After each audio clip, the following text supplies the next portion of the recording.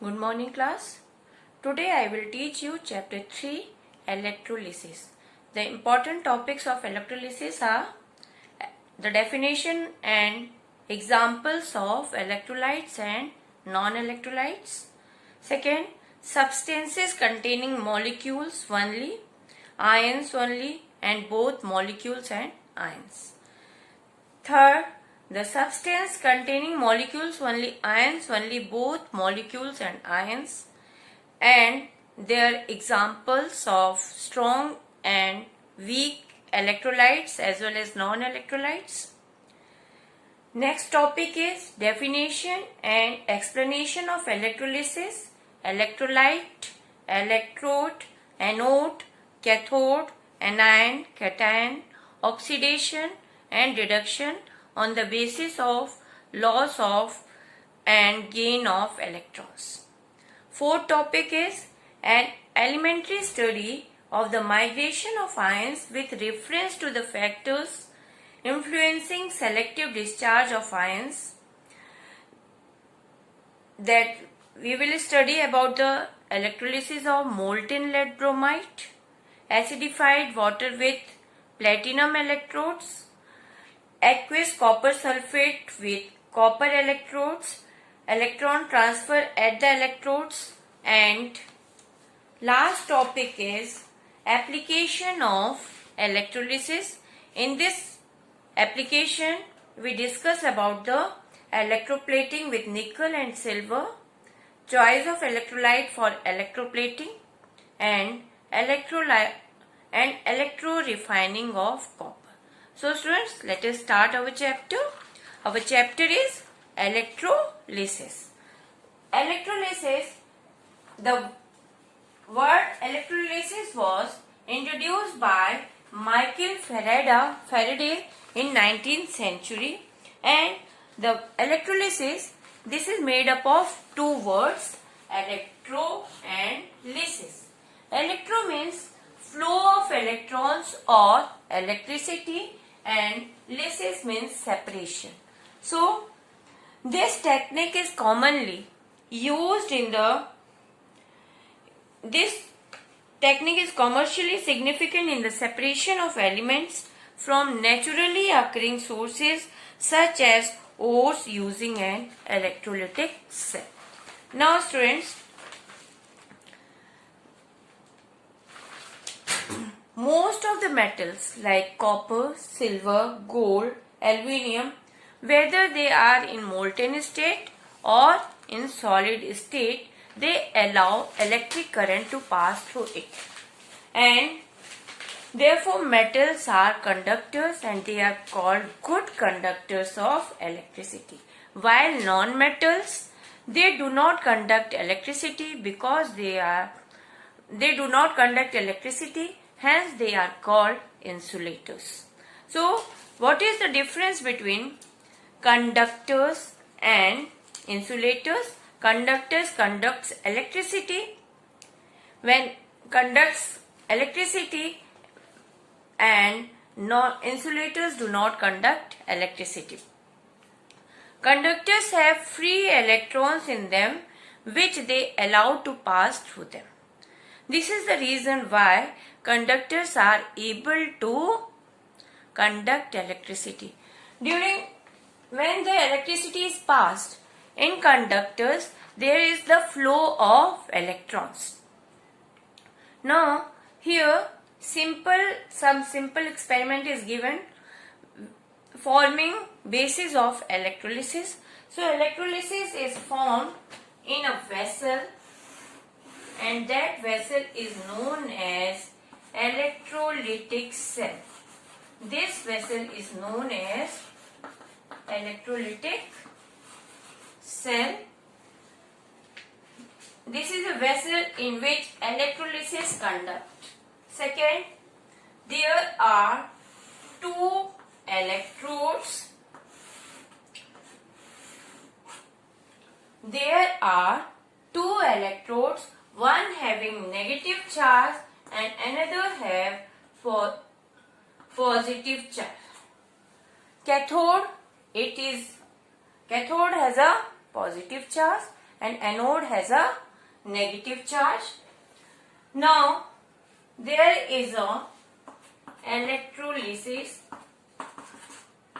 Chemical is filled here, and this chemical is known as electrolyte. This chemical is known as electrolyte. The electrodes connected to the positive terminal. When electrodes are connected to the positive terminal, it is known as anode, and when the electrode is connected to the negative terminal, it is known as cathode. Now, here using solid lead bromide. Here one example is given. This is an electrolytic cell, and here the electrolyte is in the form of solid lead bromide. When electricity is passed through it, the bulb does not glow because the ions do not move, because electrolyte is in the solid form. In the solid form, the ions are very close packed. Ions are very close packed due to the strong electrostatic force. Strong electrostatic force.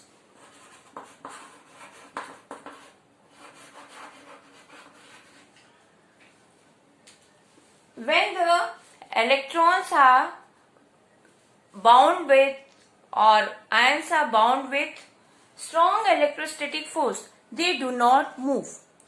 Hence, the electricity does not conduct. But when it is in the fused state or in the molten state, what happens?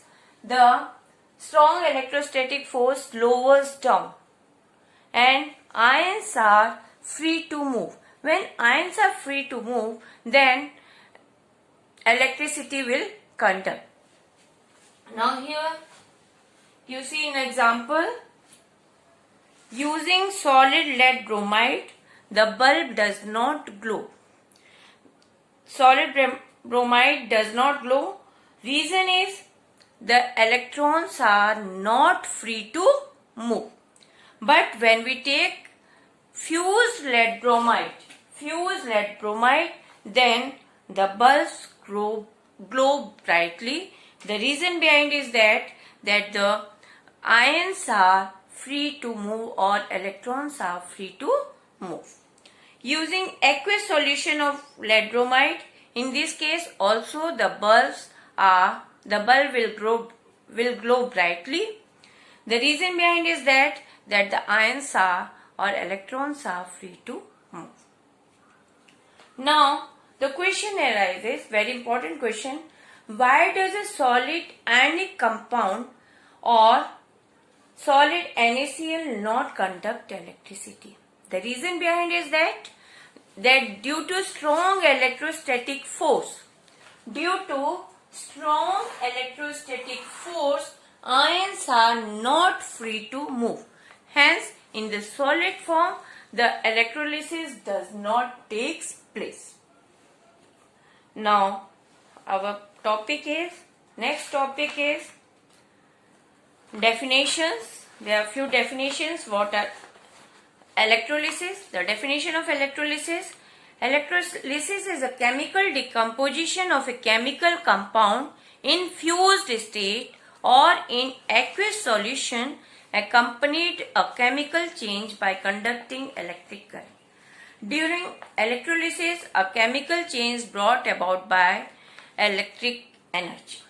Now, definition of electrolytes: a chemical compound which is in the fused state or in aqueous solution conducts electric current is an electrolyte.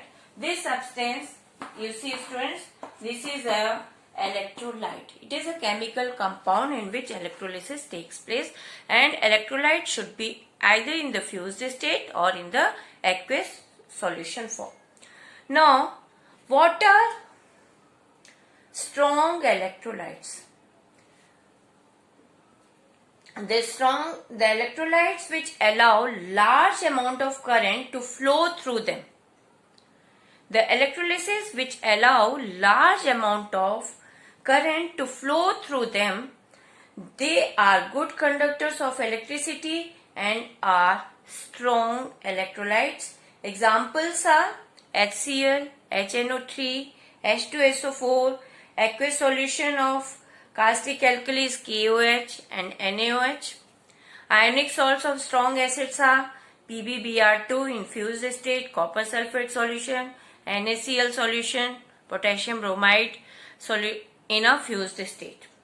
Now, weak electrolytes. In the weak electrolytes, the electrolytes which allow very small amount of current to flow through them and hence are poor conductors of electricity are called weak electrolytes. And the weak electrolytes in the fused state or in the aqueous solution are partially dissociated. They contain partially ions and partially undissociated molecules. Examples are H2CO3, H2SO3, CH3COOH, aqueous solution of bases calcium hydroxide, ammonium hydroxide. Aqueous solution of salts of strong alkalis and weak acids are Na2CO3 and NaHCO3. And the next definition is non-electrolytes. The chemical compounds which do not conduct electricity in the fused state or in the aqueous solution are called non-electrolytes. Example, carbon tetrachloride, alcohol, kerosene, pure water, benzene, carbon disulfide, etc. So students, here I had told about the electrolytes, strong electrolytes and weak electrolytes and non-electrolytes. Strong electrolytes, it contains only ions. It dissociates completely into ions, so it contains ions. Weak electrolytes, it dissociates partially, so it contains ions and molecules both.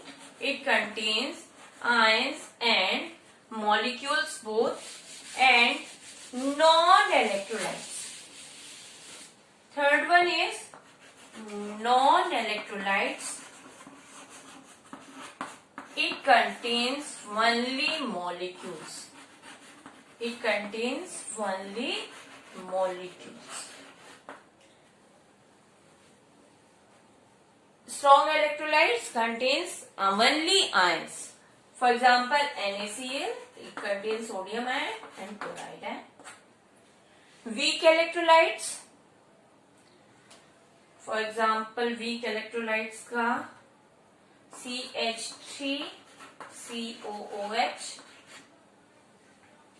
It contains one hydrogen ion and molecules. Then non-electrolytes, it contains only molecules. Now, the difference between anode and cathode. Anode, it is a battery connected to the positive terminal of a battery, and cathode, it is the electrode connected to the negative terminal of the battery. Anode, it has a deficiency of electrons, and cathode, it has an excess of electrons. Anode, it accepts excess of electrons from negatively charged ions and convert them into the neutral atoms. While cathode, it donates electrons to the positively charged ion and convert them into neutral atoms. Now, differences between anions and cations. Anions are negatively charged particles and cations are positively charged particles, and they have a deficiency of electrons. Now, difference between an atom and an ion. An atom of an element is electrically neutral, that is, the number of protons in its nucleus is equal to the number of electrons revolving around the nucleus. An ion is formed when a neutral atom accepts or donates electrons from its valence shell. If an electron is donated, a cation is formed, and if an electron is accepted, an anion is formed. Now, oxidation and reduction. Oxidation means the loss of electrons. When an atom or an ion loses electrons, oxidation takes place. Example, here in the case potassium, it loses one electron. It loses one electron, hence in this case oxidation takes place. Reduction, potassium atom is oxidized to potassium ion, and reduction, gain of electrons. In reduction there is gain of electrons. Here chlorine accept one electron. It is gaining one electron. It means reduction is taking place, and it is said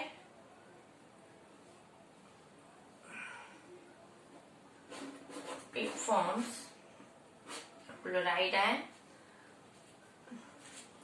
And redox reaction, when oxidation and reduction takes place simultaneously, then redox reaction takes place, and in electrolysis there is a redox reaction. Now, oxidizing agent. The reactants that oxidizes the other reactants is called oxidizing agent. The atom or an ion which gains electron is an oxidizing agent. For example, here chlorine atom. Chlorine atom gains one electron. When it gains one electron, it forms chloride ion. It means chlorine is an oxidizing agent. Chlorine is gaining one electron, chlorine atom, and it is forming chloride ion. It means here chlorine is an oxidizing agent, and in that case potassium atom is losing one electron. Potassium atom is losing one electron and forming potassium ion.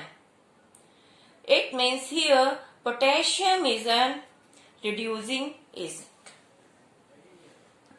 Now come to the theory of electrolytic dissociation or mechanism of electrolysis. There are different characteristics of electrolysis. First, when an electric current is passed through the, first of all I want to make a diagram of electrolysis setup.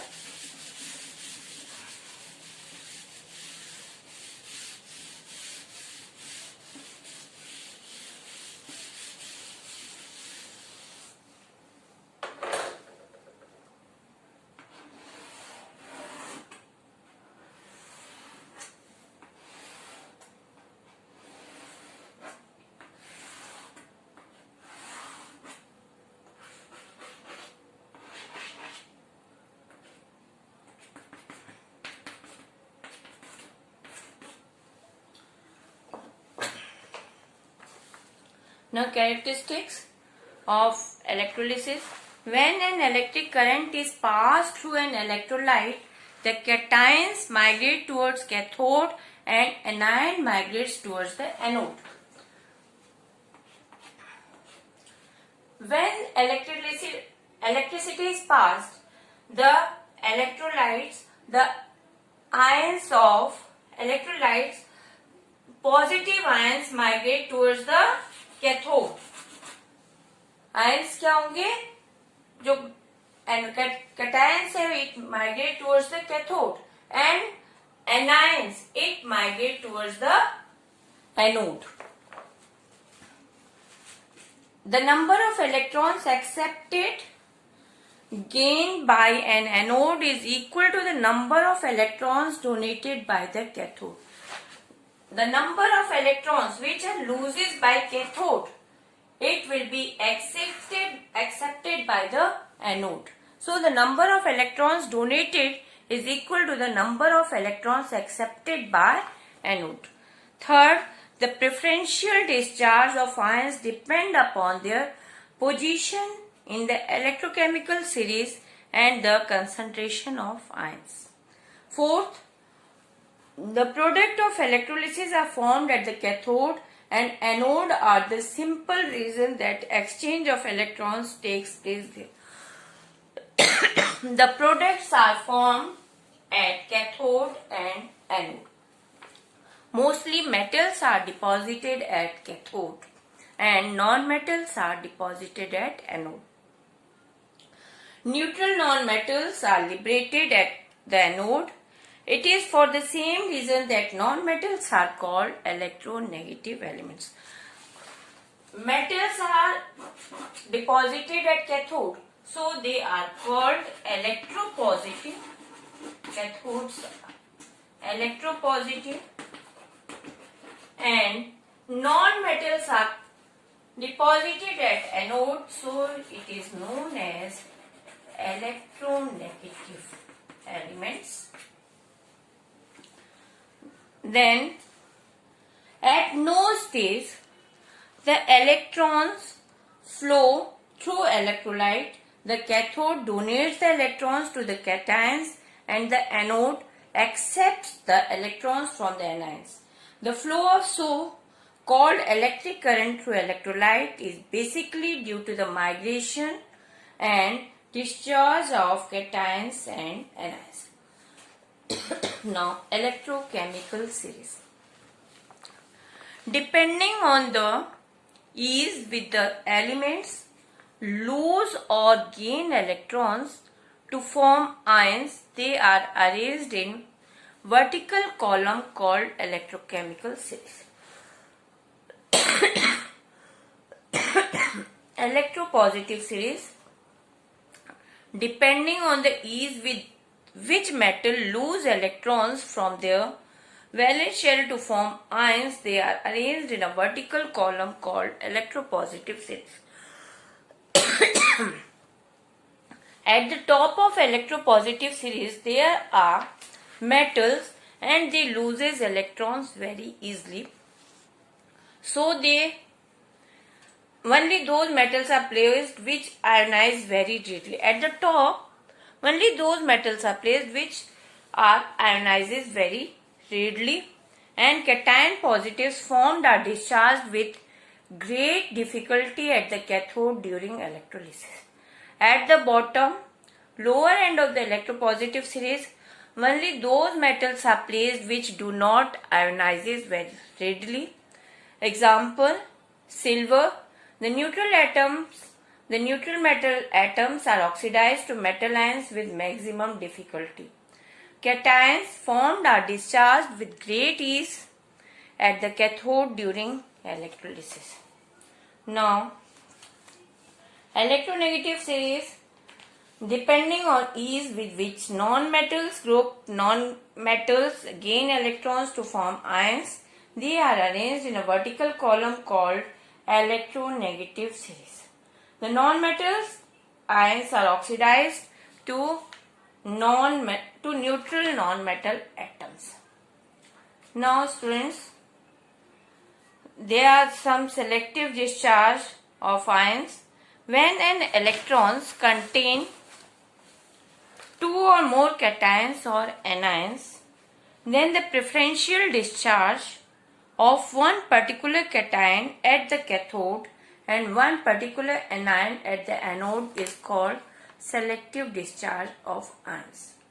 Factors influencing selective discharge of ions are: first, relative position of cations and anions in the electrochemical series. Second, the concentration of ions in the electrolyte. And third, the nature of anode. Now students, I think it is clear to all of you.